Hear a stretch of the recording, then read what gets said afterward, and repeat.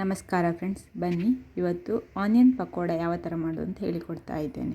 ನೀರುಳ್ಳಿ ಬಜೆ ಅಂತಲೂ ಕರೀತಾರೆ. ನಾನಿಲ್ಲಿ 3 ಮೀಡಿಯಮ್ ಸೈಜಿನ ಈರುಳ್ಳಿಯನ್ನು ಸ್ಲೈಸಾಗಿ ಕಟ್ ಮಾಡಿಕೊಂಡಿದ್ದೇನೆ. ಕ್ವಾಂಟಿಟಿ ನೋಡಿಕೊಂಡು ಈರುಳ್ಳಿ ಸೇರಿಸ್ಕೊಂಡ್ರೆ ಆಯಿತು.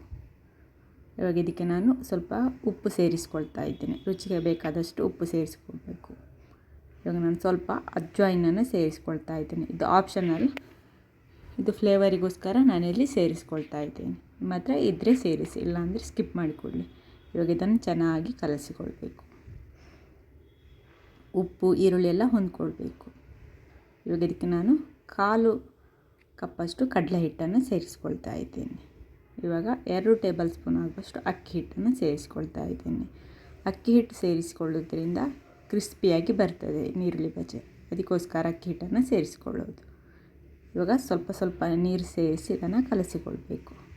ನಾನಿಲ್ಲೊಂದು 4 ಟೇಬಲ್ ಸ್ಪೂನ್ ಆಗುವಷ್ಟು ನೀರು ಅಷ್ಟೇ ಸೇರಿಸಿದ್ದು. ನೀರು ಆದಷ್ಟು ಕಮ್ಮಿ ಸೇರಿಸಬೇಕು.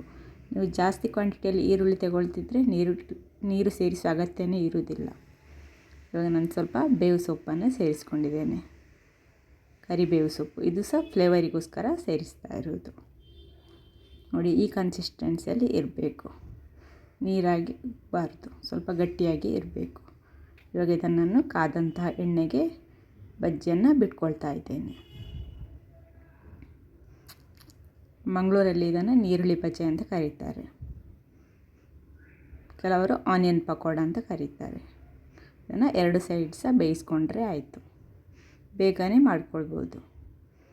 ಸಂಜೆಯ ಸ್ನ್ಯಾಕ್ಸಿಗೆ ಮಾಡಿಕೊಂಡು ತಿನ್ಕೊಳ್ಬೋದು. ಮಕ್ಕಳು ತಿಂಡಿ ಕೇಳಿದಾಗೆಲ್ಲ ಇದನ್ನು ಬೇಗನೆ ಮಾಡ್ಕೊಳ್ಬೋದು. ಅಕ್ಕಿ ಹಿಟ್ಟು ಹಾಕಿರೋದ್ರಿಂದ ತುಂಬಾ ಕ್ರಿಸ್ಪಿಯಾಗಿ ಬಂದಿದೆ.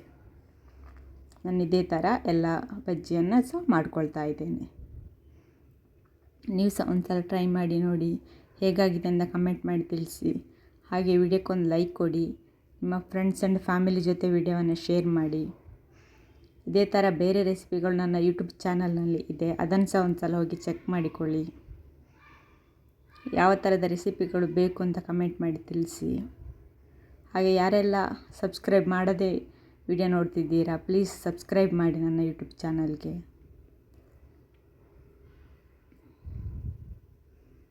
ನೋಡಿ, ಇವಾಗ ಆನಿಯನ್ ಪಕೋಡ ರೆಡಿಯಾಗಿದೆ. ಕ್ರಿಸ್ಪಿಯಾಗಿ ಬಂದಿದೆ.